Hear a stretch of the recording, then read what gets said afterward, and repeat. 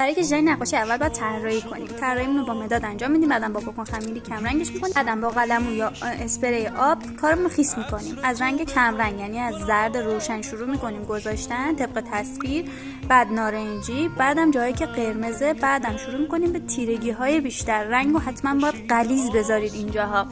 برای داشتن رنگ قرمز تیره هم بیاین اول قرمزتون رو با رنگ بنفشتون ترکیب کنین، به یه قرمز خیلی تیره میرسید. انار دوم که طبق تصویر شروع میکنیم به رنگ گذاری مثل انار قبلی از رنگ روشن به تیره، و برای دونه هاش هم اگه دقت کنین با نوک قلمو خودتون یه جاهای نور رو نگه دارین و وسطاشو وقتی تیرگی بندازین خودشون رو نشون میدن انار.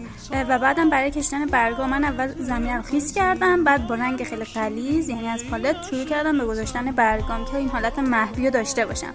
برای داشتن نورای تندم تو کپشن بهت میگم چی کار کنی. هر چقدر دوستش داشتی لایک و کامنت بذار.